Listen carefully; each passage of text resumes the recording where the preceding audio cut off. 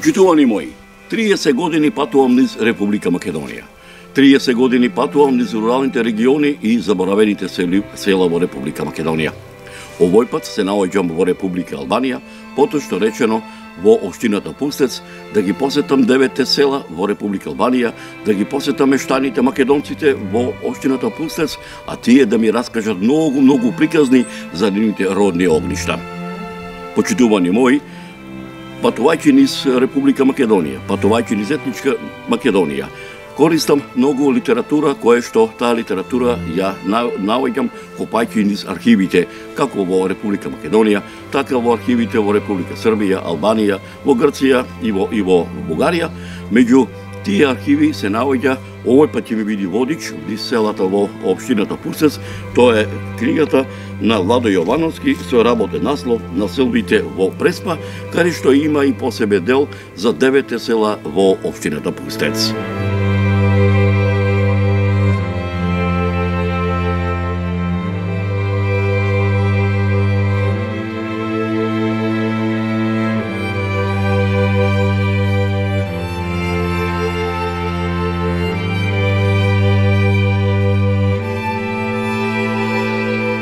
Помина речиси 40 на години откако во тогашната радио телевизија Скопје, поточно речено во тогашното радио Скопје, во радио емисиите "Глас од татковината" и нашите сонародници во странство, под менторство на бардот на македонското новинарство Владо Гаџовски, ја направи првата радио репортажа со работен наслов "Рилево село во Долнешка околија", а нешто подоцна во утринската програма на телевизија Скопје "Добро утро Македонијо", истата видео ја обликував под работен наслов "Заборавени", каде што си поставив работна задача еден ден не само што ќе ги посетам речиси сите села во вардарскиот дел на Македонија, туку и поголемиот дел од селските населби во Пиринскиот, Егејскиот, во областа Гора, која се распостила во Србија, областа Голо брдо и 9 селски населби населени исклучиво со македонци во Мала Преспа во Албанија.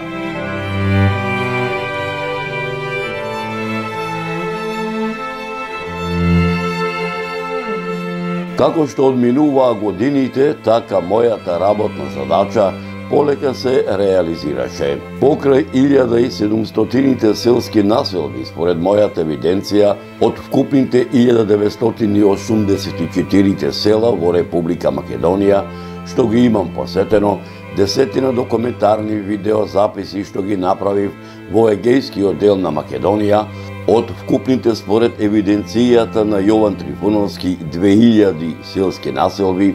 5-6 селски населби од вкупните 28 според евиденцијата на Исмаил Бојда во областа Гора,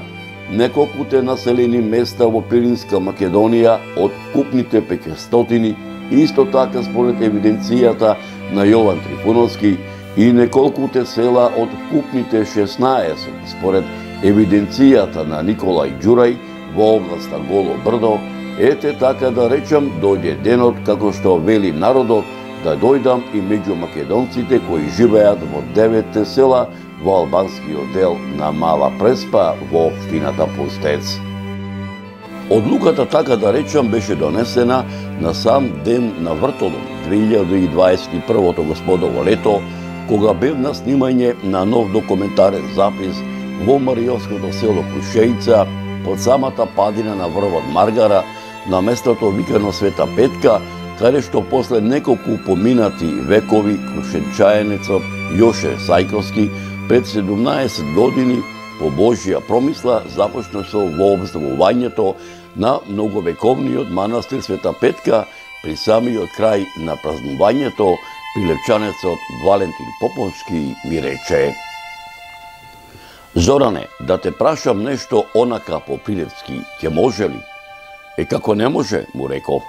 Дали досега си бил меѓу нашинците во Мала Преспа, во албанскиот дел во општина Пустец, таму има 9 села, чисто македонски, голема добрина ќе направиш да направиш некое кадро, оти знаеш и тие се нашинци, македонци пород, многу ќе се израдуваат, ме праша. Долги години се токмам, ама да бидам искрен и пред себе и пред тебе, ама и пред Бога не сум бил, му одговорив. Ај вака ќе направиме. Денеска сме Вртолом. Од Вртолом до Света Марена имаме точно 30 дена. Имаме доволно време јас да им кажам на нашинциве дека ќе ги посетиме. Јас најсетне ќе те однесам во првото село, после Стење, селото Туменец, и да знаеш, на селото Туменец и селска слава му е, а има и убав манастир, Света Марена се вика, и убави конаци има, а и веднаш до езерото е, со кајќе ќе се оди таму.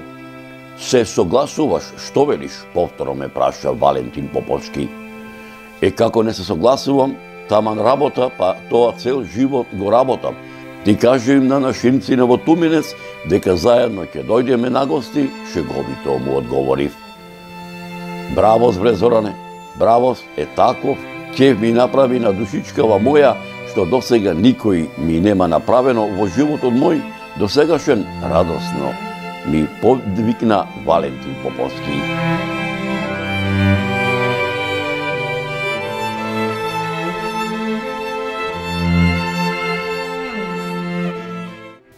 Почитувани мои, помина речиси една година од кога наминав во селото Туменец и 30 денови кога ги посетив селата Горна и Долна Горица, 20 денови од посетата на селото Глобочани и речиси 20 дена од посетата на селото Пустец. Ете, според Господовото провидение, наминав и во селото Шулин и за него да направам документарен запис, каде што продолжив со снимањето на документарниот серијал во 9 продолженија со работен наслов Општина Пустец, историографски записи. Македонско-горничко-преспанската езерска регија, како дел од парчето земја која со милениуми се нарекува Македонија, а народот кој со векови живее на ова парче земја македонски е преполна со историја и само историја. Секоја грудка земја, секоја карпа, секоја капка вода кога ќе стиснете во вашите дланки, протекува историја и ќе протече историја и само историја.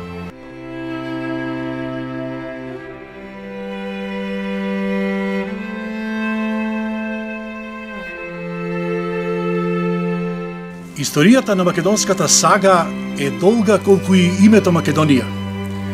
Може би македонците формално не биле образовани низ вековите наназад, процентуално, меѓутоа во нив постојано постоел македонскиот код, кој што се пренесувал од колено на колено и практично преку него сме се осознавале за нашиот собствен идентитет. Устните творештва, устните преданија и сите народни умотворби се големо богатство за македонскиот народ. Сите овие народни, да речеме, устни преданија, сите овие творештва и така натаму представувале исклучителни елементи кои што сериозно се спротивставувале на изучувањето кое е било прокламирано врз пропагандата образование. Македонците наназад со векови низ својата историја биле етнички угнетувани. Меѓутоа традицијата е таа која што не одржувала во живот и преку која ние сме се осознавале. Традицијата нудела елементи кои што буделе практично ја буделе нашата македонска национална свест и нашата македонска национална мисла. Нашата традиција, нашите обичаи, нашите навики имаат длабока историја, тие се одамна родени.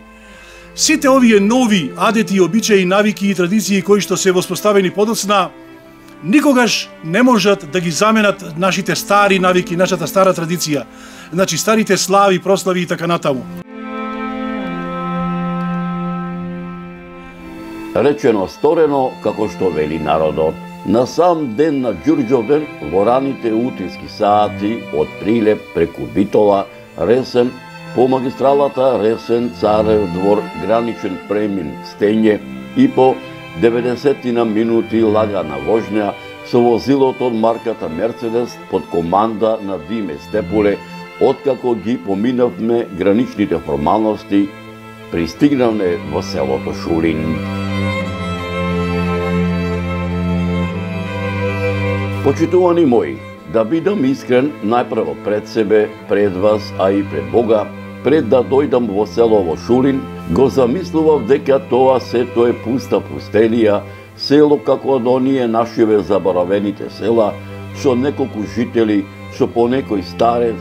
села со паднати кујки, плевни, обраснати дворови со трња и капини. Очекував да го видам Шулин од времето на владењето на Енвер Хоџа, арно ама старинскиот лик на селото одамна беше заменет со новата современа западна архитектура, со убави кујки, уредени дворови, распослани во непосредна близина на преспанските езерски води,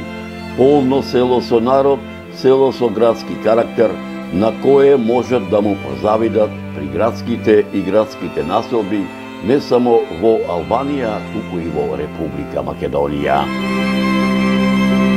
Окото на секој добронамерник, праќајќи го својот поглед во правец на хоризонтот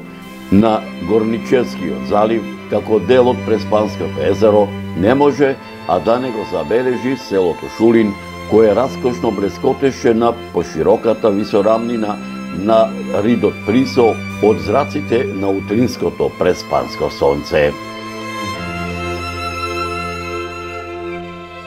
Почитувани мои, предлагам поголемиот дел од моите досегашни историографски, антрополошки и географски сознанија за селото Шулин, со кои располагам копајќи низ архивите ширум балканскиве простори во изминатиот период и вам да ви пренесам со надеж дека меѓу помладите по раѓање или по потекло од македонскиве простори, а и пошироко, особено меѓу оние поупатените во властите на историјата и антропогеографијата, ќе се изнајдат и љубопитници и ентузијасти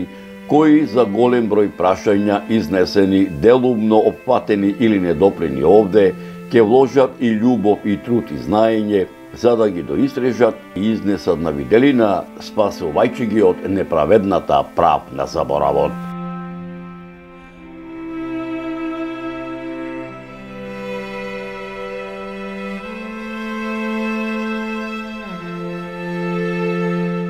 На југозападната страна од големото Преспанско езеро, поточно речено во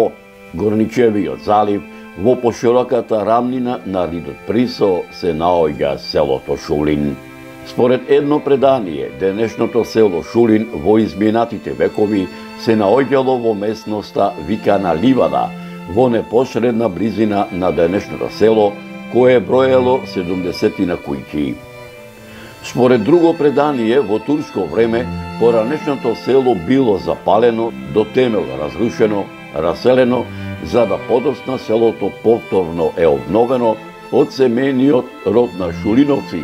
чиј подалечен потомок се викал Димо Рајов Шулин. Селото од север граничи со Глобочани, од исток и југ со Пустец, на запад се протегаат високите сртови на Сува планина и Галичица, а преку неа со атарот на селото Подгорија.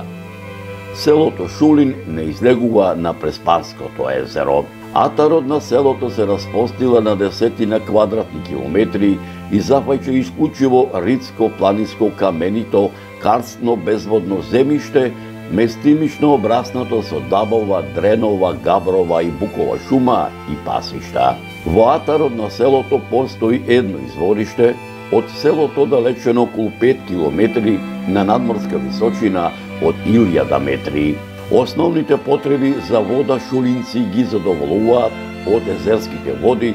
во минатото, носејќи ја водата со коњи,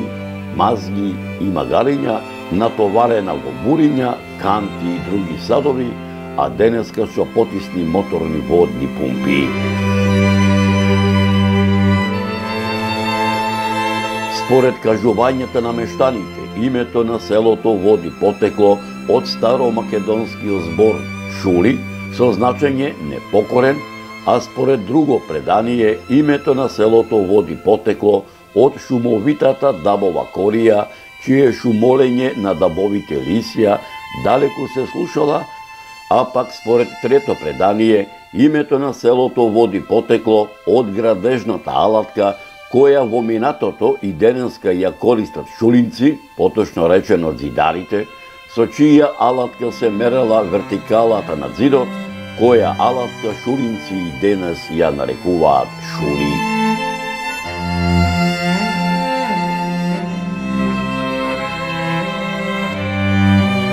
Селото Шурин е македонско христијанско православно село. Селото е озбијан тип со околу 100 куќи, кои во минатото били изградени од камен на 2 ката, покриени со турски керамиди со мали дворни места. Селото се дели на 2 мала, горна и долна мала.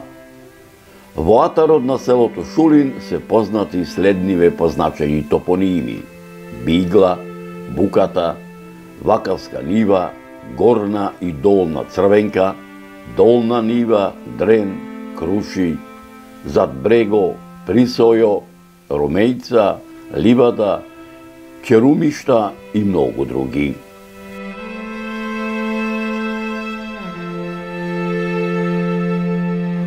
Првпат селото Шурин во пишаните и материјалните документи и артефакти во вистинска смисла на зборот се спомнува во мноштвата црковни повелби и житија кои датираат од 969 до 1018 година за време на владењето на синовите на македонскиот комитопула Никола, македонските комитополи Арон, Давид, Мојсе и Самоил, посебно за време на владењето на македонскиот владетел царот Самоил, кој со Македонија владеел од 979 до 1014 година, и црковните записи кои датираат од времето на владењето на македонските цареви Иван Владислав и Гаврил Радомир, кои со Македонија владееле од 1014 до 1018 година, во историографските записи на византискиот историчар Јован Скилица, поточно речено од 1020 година, за време на владењето на византискиот император Василий II, во црковните грамоти на византиските императори Михаил IX Палеолог и Андроник II Палеолог од 1299 година, во црковните повелби од 1321 година на кралот Стефан Улош II Милутин Немањич, а посебно во црковната повелба на царот Стефан Душан од 1331 година,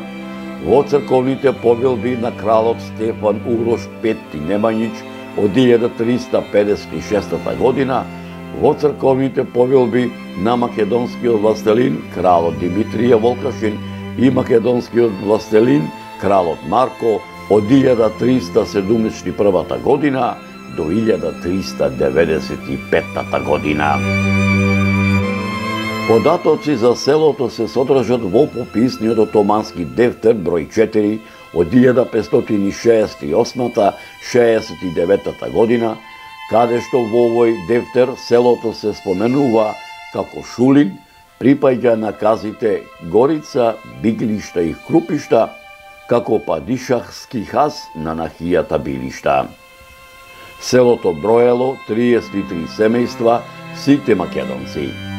Податоци за селото се содржат и во пописниот дефтер од 1665 година, кој се однесува за период од 100 години по претходниот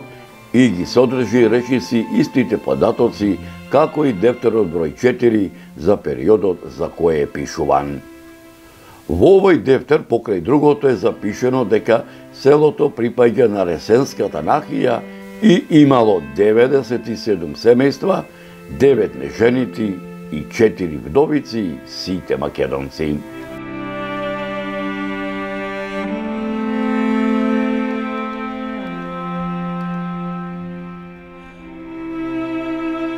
Дека селото Шулин на овие простори обстојува многу векови, говорат и пишаните документи на многу учени луѓе од периодот на првата половина на 18 век па се до првата половина на 20 век, меѓу кои монографијата Историја на Охридската архиепископија Патријаршија 1394 и 1767 година од Иван Снегаров,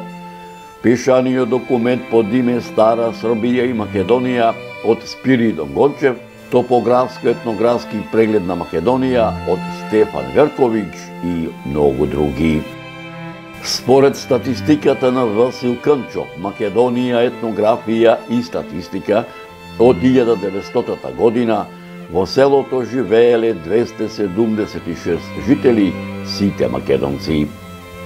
Според податоците на Глигорije Трајчов, кои датираат од 1912 година, во тоа време селото броело 326 жители. Според записот на Бранислав Милоевиќ, во 1917-1918 година селото броело 30 куќи, додека според записите на Кирил Мундишев, во 1926 година селото броело 531 жител, а во 1932 година 550 жители, а според записите што ги бележал Стерио Спасе, селото во 1940 година броело 395 жители, во 1945 година 400 жители, во 1948 година 500 жители, во 1960 година 650 жители, во 1969 година 668 жители, во 1979 година 608 жители, во 1989 година 537 жители.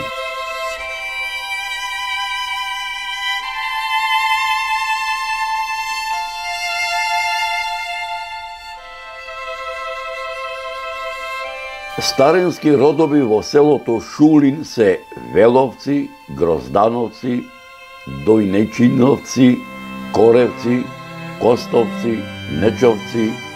Печовци, Настовци, Ристовци, Стериовци, Шимановци, Ташовци и Трповци.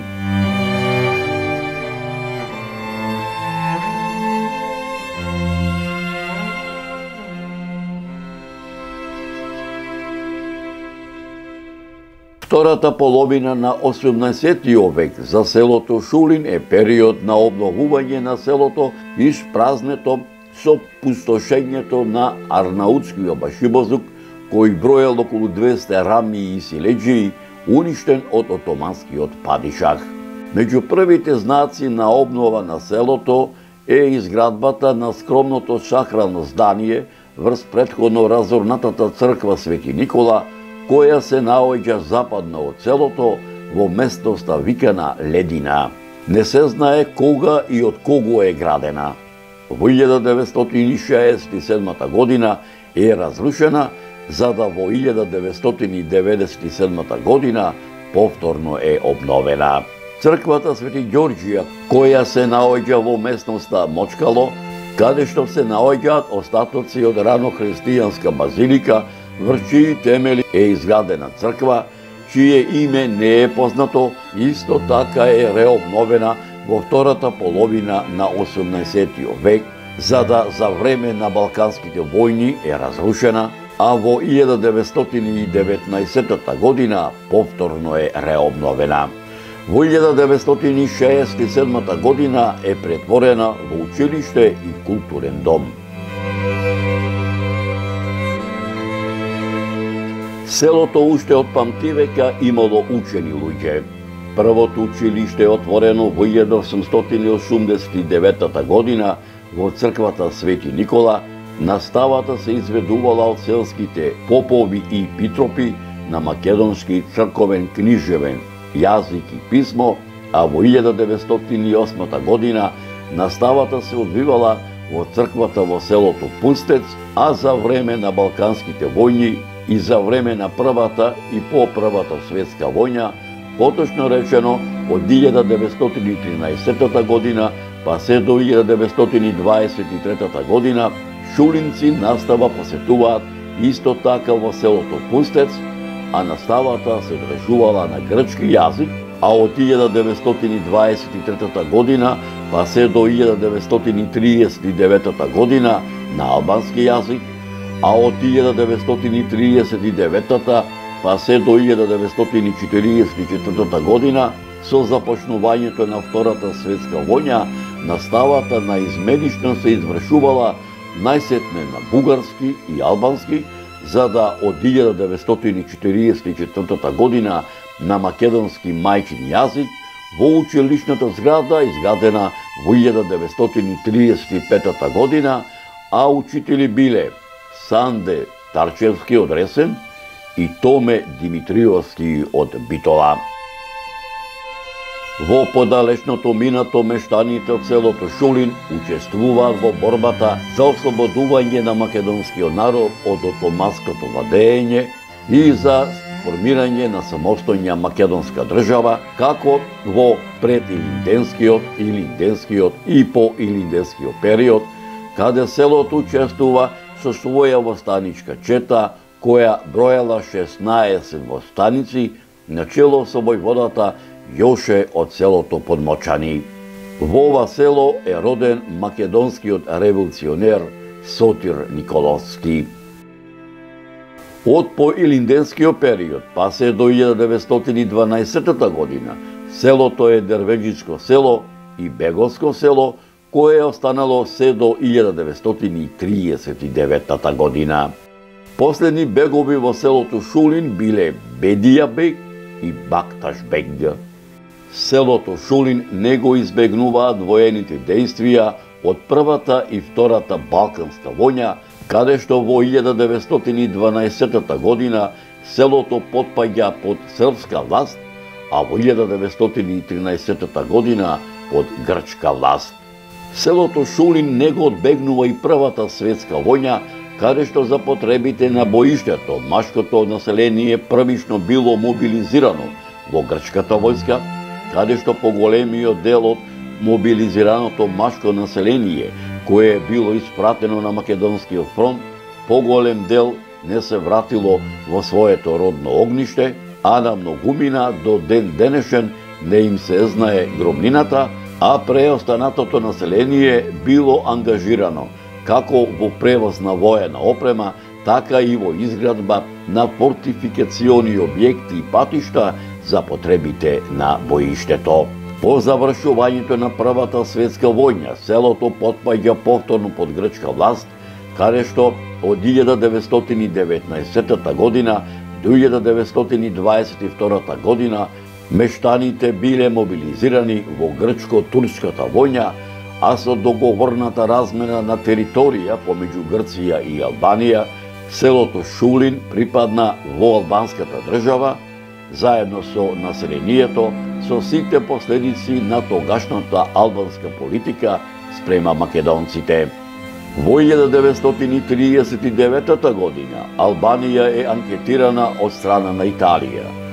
Во 1940-41 година повторно машката популација од селото Шулин била мобилизирана во албанската фашистичка армија, како и преостанатото население, кое принудно учествува во грчко-италијанската војна. По капитулацијата на Италија во 1943 година, селото Шулин беше дел од слободната територија на Народно-ослободителната и антифашистичка војна на Албанија, а и на Народно-ослободителната антифашистичка војна на Македонија. Во месец декември 1942 година и месец јануари 1943 година во селото престојувал партизанскиот одред Даме Груев,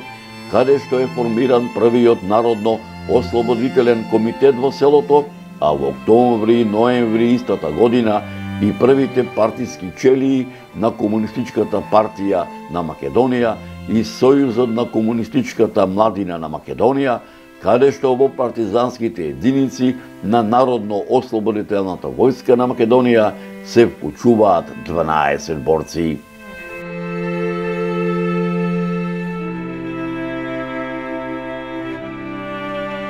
Оскудното плодно поле ги приморало мештаните од селото Шулин својата екзистенција да ја наоѓаат на печалба, чиј традиционален печалбарски начин на живење од година во година се поголем замав земало. Печалбарската традиција речиси и никогаш не е прекинала. Покрај тоа, што многу мештани од селото биле на печалба во тогашните балкански престолнини, семејствата многу успешно стопанисувале со своите, иако оскудни имоти, обработувајќи ја земјата и одгледувајќи добиток за вршење на земјоделските работи и за домашни потреби.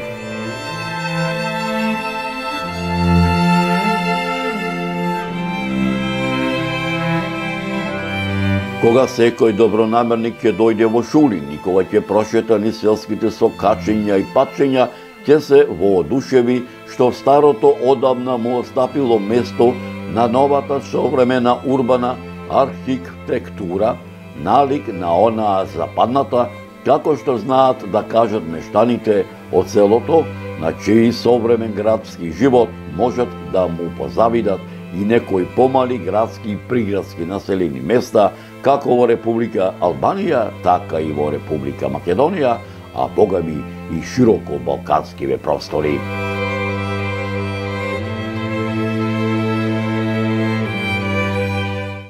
Историјата на македонскиот народ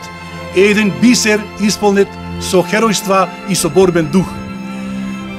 Во душата на секој македонец живеат бесмртните македонски херои кои што ги дадоа своите животи за слободата на Македонија, како пример за врвно херојство. Овие луѓе живеат и во македонската историја, односно поточно би рекол запишани се во македонската историја, меѓутоа и во колективната меморија на македонскиот народ. Само народ кој што е упорен и кој што е полн со борбен дух и кој што дал толку многу апостоли слободата како што е македонскиот, никогаш не умира.